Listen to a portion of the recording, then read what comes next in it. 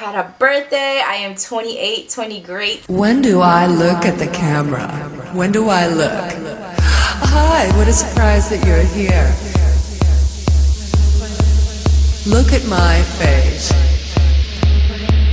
I can't wait to show you more of my face.